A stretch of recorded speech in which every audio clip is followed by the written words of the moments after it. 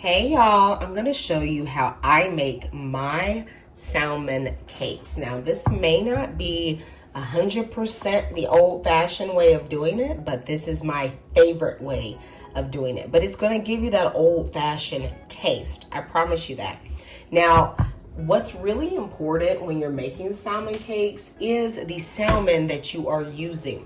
I really love to use this wild-caught sockeye salmon. That's like that red salmon that's naturally red because it is not farm raised.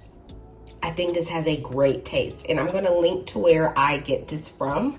I absolutely love this brand and this sockeye salmon. Now, I know a lot of people love double Q, and you can definitely use that if you want. You should use whatever salmon you and your family likes. Now I'm going to open these cans up, and then I am going to drain off the liquid that is in here. Okay, if you're familiar with canned salmon, you know that it is canned in its own juices, and you want to get rid of that to be able to form the salmon patty. Add your salmon into a large bowl, and as you can see, the salmon is not completely drained. It's not really a big deal, okay? It'll be fine. Alrighty, so now you have a couple of choices here. You see that they still have the skin and the bone canned in the salmon. Some people really like to take out the bone, but honestly I do not, because they are super soft. They have calcium, they're good for you. I don't take out the skin. I was never raised doing that. My mom literally always left it in. It was never a big deal. But if you want to remove it, all you have to do is, go in here with your hand, child, take it out, and you're good to go. Now, it may be hard to get all the skin out, but if your family doesn't like it, then remove it. But honestly, when you make the patties, nobody's going to taste it. Nobody will know, okay? They're not going to know. Let's prep the veggies and things we're going to add. So I use what I have in my house, y'all, but I do have some preferences. I'm always going to add something onion based, and so I'm going to use green onion. And with this amount of salmon, my preference would be 2. However, I don't got to, okay, because I made salmon cakes the other day and I used it then. So I am going to use the whole onion, and I want to cut it finely because, I just don't want enormous chunks of any vegetable in my salmon cakes. Now I will use a little bit of this red onion, and we are going to cut that small. I feel like if you leave it in big chunks, it actually makes it so that your salmon does not stay together as well. So see how small that dice is? That is what you are going for, as thin as possible. For a little sweetness, I will always put in some sweet peppers. I do not like using green peppers in this. Green peppers to me are for when you're gonna stew something, or cook something down. But, these are just being pan fried, so I think the sweet pepper is definitely the way to go. I'm using 2 thin, small mini peppers. However, if you have the regular bell peppers, use anywhere from 1/4 to 1/2 of the bell pepper, depending on how large it is. To me, you definitely need an herbal note to bring out the flavor of the salmon. So here I have fresh dill.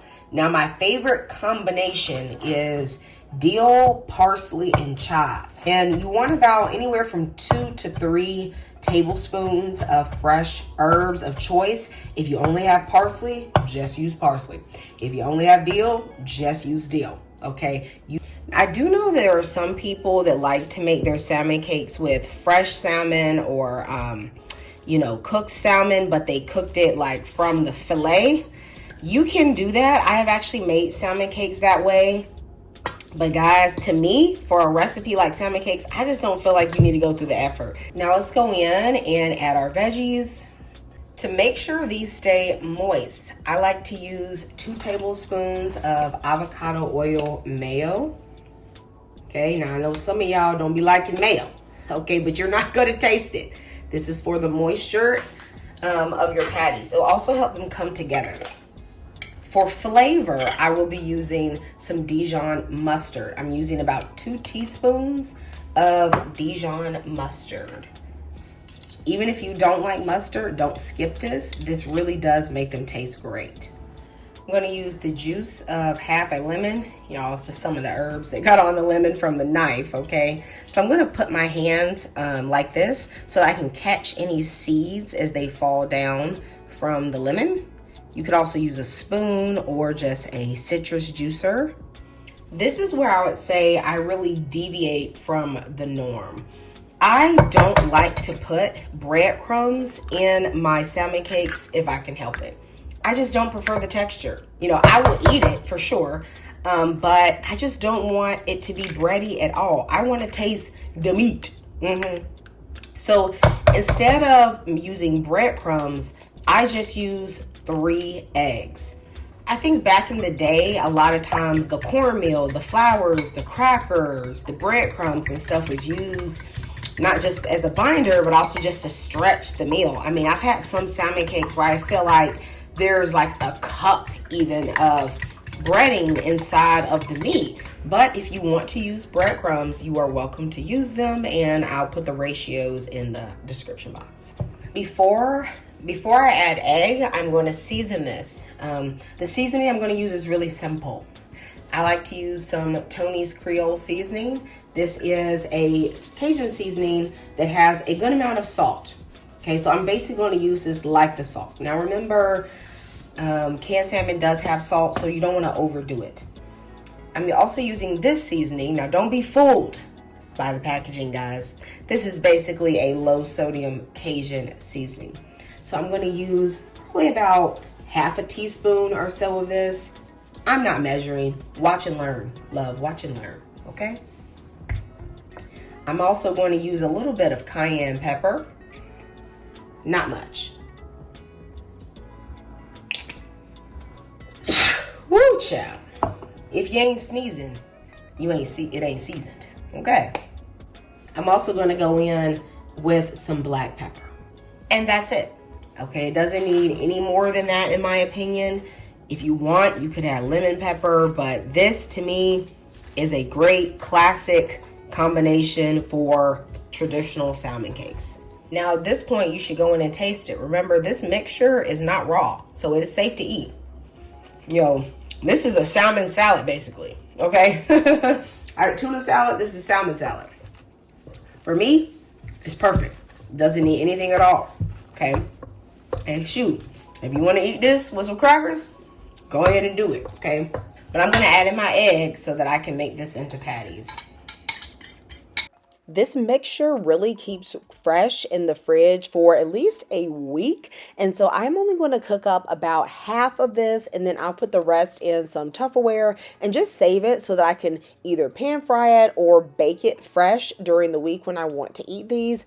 I like to use an ice cream scoop so that I can get consistency in the side. Now I know some of y'all like to make them big old cat face, huge salmon cakes, but me, I like the tiny ones. So I eat maybe 3 of these little ones instead of say 1 or 2 really big sizes.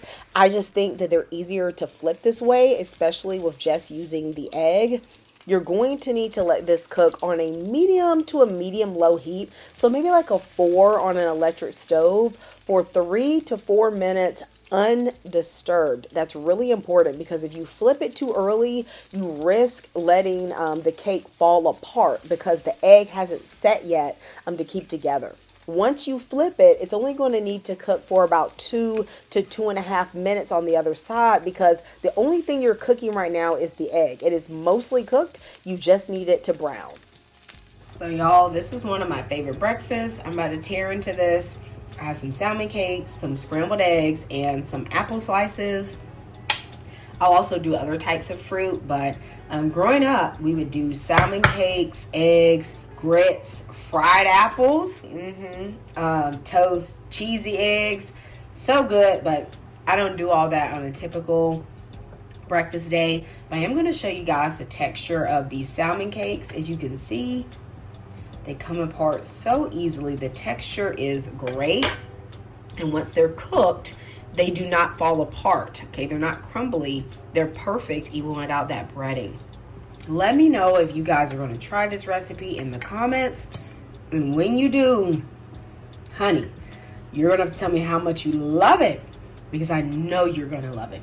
I'll see you next time. Goodbye and God bless.